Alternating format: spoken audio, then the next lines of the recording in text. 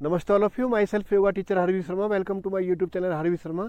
सो कैसे हैं आप सभी? I hope you will be very well. आप सभी स्वस्थ होंगे, निरोग होंगे, अपनी रेगुलर प्रैक्टिस आप करते होंगे। तो आज मैं आपके सामने बहुत ही सुंदर वीडियो लेकर के आया हूं। और इस वीडियो को शुरू करने से पहले मेरा आप लोगों से रिक्वेस्ट है कि अगर आप इस चैनल पर नए हैं तो मेरे चैनल को आप सब्सक्राइब अवश्य करें, लाइक करें और बेल आइकन बटन दबाना ना भूलें, और कमेंट करें, शेयर करें, और जिससे कि अगर मैं नेक्स्ट वीडियो आपको टाइम से डालता हूं तो आपको टाइम से अपडेट मिलता रहे। और इस वीडियो को आप अंत तक जरूर देखें, इसमें आपको बेनिफिट मिलेगा। यानी कि अगर आप योग के स्टूडेंट हैं, योग अगर आप करना चाहते हैं, तो आपको सबसे महत्वपूर्ण विषय है, यानी कि आपको किस प्रकार से इसके बारे में मिताहार की संज्ञा दी गई है। मिताहार क्या होता है, मिताहार में आपको क्या क्या आपको सावधानियां बरतनी है, क्या क्या आपको खाना है, क्या नहीं खाना है, उसके बारे में आज हम चर्चा करेंगे। कई लोगों का सवाल आता है कि सर आप योग करते हैं तो योग में आप क्या क्या चीज़ों को खाते हैं, क्या क्या छोड़ना पड़ता है, क्या खाना पड़ता है, तो उसके बारे में आज हम बात करेंगे। तो मिताहार आज हम बात करेंगे अकॉर्डिंग टू गहन संहिता बुक। महर्षि गहन जी ने मिताहार के बारे में क्या लिखा है उसके बारे में आज हम बात करेंगे। तो मिताहार यानी कि इस प्रकार से आप इसको समझेंगे। तो महर्षि गहन जी ने महर्षि गहन संहिता में लिखा है, मिताहारम विनायस्तु, मिताहारम विनायस्तु योगारंभ तु कार्येत। अगर मिताहार के बिना जो भी साधक, कोई भी साधक अगर यानी कि योग की अगर आरंभ करता है, योग प्रारंभ करता है, अगर वो मिताहार का पालन नहीं करता है तो उसका क्या इफेक्ट होता है? तो उसका इफेक्ट आता है यानी कि नाना रोगो भवे तस्य किच्चिद होगो न सिद्धति, यानी कि उसको अनेक प्रकार के रोग हो जाते हैं और उसको योग की सिद्धि नहीं हो पाती है। अगर आप मिताहार का पालन नहीं कर पाते हैं, अगर आप मिताहार को आप पालन नहीं करते हैं, तो आपको योग की सिद्धि नहीं मिलेगी और आपको अनेक प्रकार के रोग आपके शरीर में हो जाएंगे, पैदा हो जाएंगे। यानी कि आप उसके बाद में आप योग को भी धिक्कारेंगे, आप बोलेंगे योग से ऐसा हो गया, जबकि योग से नहीं हुआ, आपके मिताहार का पालन नहीं करने से ऐसा हुआ। तो इस प्रकार से जो भी साधक योग का अगर आप पालन नहीं कर पाएंगे, मिताहार का पालन नहीं कर पाएंगे, तो आप योग में अग्रसर नहीं होंगे, योग में आपको सिद्धि नहीं मिलेगी। इस प्रकार के बारे में उन्होंने वर्णन किया है। तो आगे बोलते हैं, जो साधक योग आरंभ करने के काल में, जो आप प्रारंभ के समय की ये चर्चा की गई है, जो प्रारंभ के काल में जो लोग योग प्रारंभ करते हैं और मिताहार नहीं करते हैं, यानी मिताहार का पालन नहीं करते हैं, तो उसके शरीर में अनेक रोग उत्पन्न हो जाते हैं, अनेक रोग उत्पन्न हो जाते हैं और उसको योग की सिद्धि नहीं होती है। इस प्रकार से उन्होंने बोला है। और आगे बोलते हैं, साधक को चावल, जौ का सत्तू, क्या क्या हमको खाना चाहिए उसके बारे में अब चर्चा करते हैं। यानी कि चावल, जौ का सत्तू, उसके बारे में लिखा है उन्हें, साल्यंत्रम यपविष्टम वा तथा गोधूम पिष्टकम। यानी कि उन्होंने बोला है, यानी कि साधक को चावल और जौ का सत्तू, चावल, जौ का सत्तू, गेहूं का आटा, मूंग, उड़द, ये सब खाने के लिए उन्होंने बोला है। और मुद्र, मांस, चणाकादि शुभ्रम च तुषवर्जितम, यानी कि ये सब आपको भूसी रहित स्वच्छ करके आपको भोजन करना चाहिए। क्या क्या? आपको चावल, जौ का सत्तू, गेहूं का आटा, मूंग, उड़द और चना, इनको आपको साफ करके भूसी रहित, भूसी के साथ आपको, यानी भूसी निकाल करके, भूसी रहित आपको इसका भोजन करना चाहिए। इस प्रकार से इसके बारे में बोला गया है। आगे बोलते हैं, क्या बताते हैं, पटोलम सोनम मान ककोलम च सुका सकम और दड़का कंक्रीट रंभा डम्बरी ककंट मंडकम। यानी कि इस प्रकार के और भी उन्होंने भोजन बताए हैं। तो क्या क्या भोजन उन्होंने बताए हैं? यानी कि उन्होंने बोला है आगे, परवल, कटहल, ओल, मानकंद, और भी कई भोजन हैं। यानी कि इसके साथ साथ आप यानी परवल आप खा सकते हैं। परवल की जो सब्जी हमारी होती है, शाकाहारी सब्जी है, सात्विक भोजन है, यानी कि टोटल सात्विक आहार ही इसके अंदर है। तो उसको आप समझ लें, इसमें भी आपको क्या खाना है, क्या नहीं खाना है। परवल आप खा सकते हैं, कटहल आप खा सकते हैं, ओल यानी कि किसी भी फील्ड में उसको किसी और नाम से जानते होंगे, तो ओल की कोई सब्जी होती है। दूसरा मानकंद, कक्कोल और करेला और कुंदरू भी आप खा सकते हैं।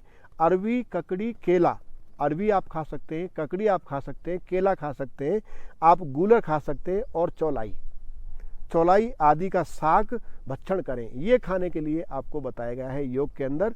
यानी कि इन्होंने बोला है, आरम बालारम संबंध मूल कंदम, यानी कि ये सभी मूल आप खा सकते हैं इस समय में, ये खाने के लिए आपको बताया गया है।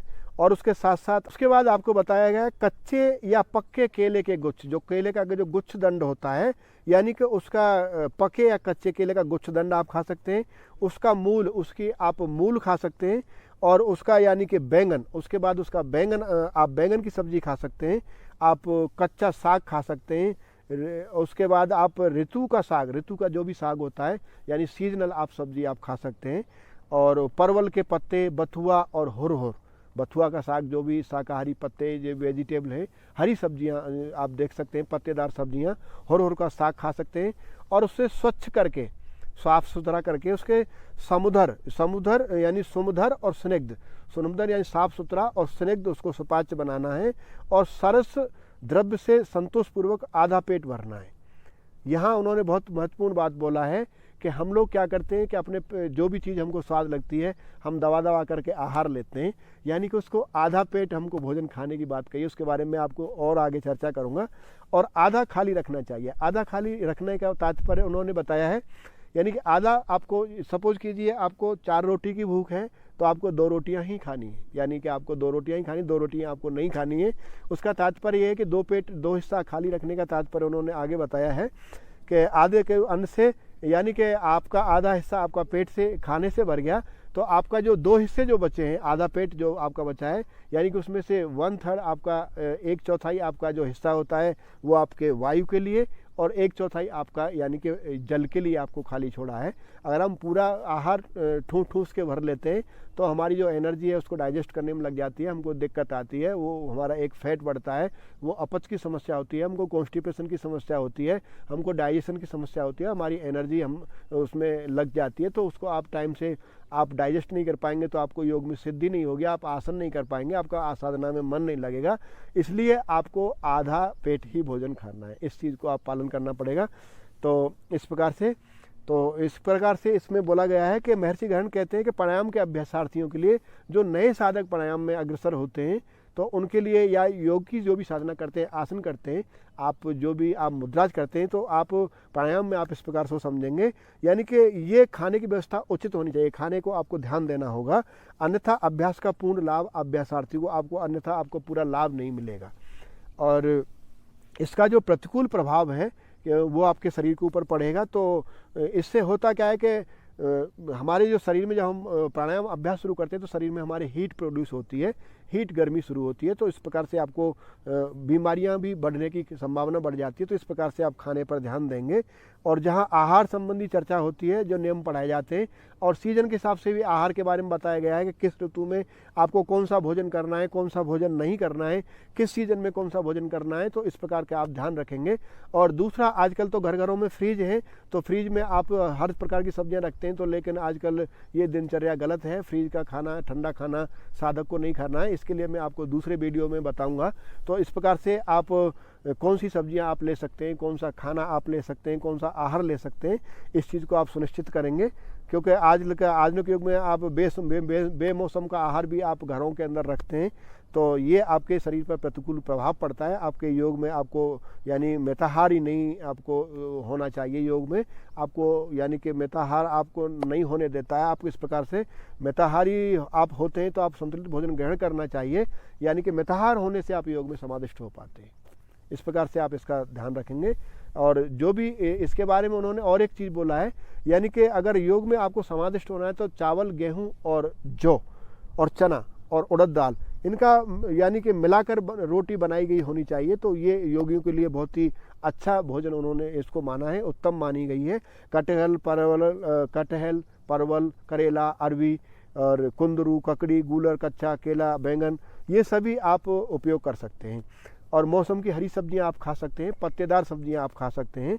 और दूसरा, इसमें यहाँ खाने की उपयोगिता का कहने का तात्पर्य ये है कि जब हम प्राणायाम करते हैं तो शरीर में आपको पता है कि हमारे हीट प्रोड्यूस होती है, तो इसलिए साधक को उस समय घी खाने की प्रथा बताई गई है। घी खाने से क्या होता है कि हमारी जो एनर्जी जो हमारी बर्न होती है वो हमारी रिकवरी होती है, और नहीं तो हमको एक शरीर में हमारी एनर्जी का ह्रास होता है, हमको थकान होगी, हमको रोग उत्पन्न हो सकते हैं। तो प्रारंभिक अवस्था में आप अगर योग आरंभ करते हैं तो आपको घी अवश्य खाना चाहिए। अगर नहीं मिले तो कोई दिक्कत नहीं, लेकिन कोशिश करना चाहिए कि आप घी खाएं। तो इसके बारे में उन्होंने बोला गया है। और भोजन के बारे में जिस प्रकार से आपको बताया कि 25 यानी 50% ही आपके स्टमक में आपको भोजन लेना है, 50% आपको खाली रखना है, यानी कि 1/4 आपका वायु के लिए, 1/4 आपका यानी कि जल के लिए। तो इस प्रकार को आप भोजन को ग्रहण करें, इससे आपका स्वास्थ्य बना रहेगा, आपका डाइजेशन सिस्टम इम्प्रूव होगा, आपके पेट में कोई दिक्कत नहीं होगी और आपको तकलीफ की कोई समस्या नहीं होगी। इस प्रकार से आप योग में अग्रसर होंगे और इस प्रकार से आप भोजन को, मिताहार को पालन करें, मिताहार बने और योग में आप समादिष्ट हों, अग्रसर हों। तो मैं आशा करता हूं कि आप इसको बढ़िया से समझ पाएंगे, कर पाएंगे और योग में समादिष्ट हो पाएंगे। मेरा आप लोगों से रिक्वेस्ट है कि मेरा चैनल हरवीर शर्मा के नाम से है। अगर आप इस चैनल पर नए हैं तो आप मेरे चैनल को सब्सक्राइब अवश्य करें और बेल आइकन बटन दबाना ना भूलें, जिससे कि मैं नेक्स्ट वीडियो डालता हूं तो टाइम से आपको अपडेट मिलता रहे, आप हंसते रहें, मुस्कुराते रहें और मेरे नेक्स्ट वीडियो का इंतजार करें। नमस्ते।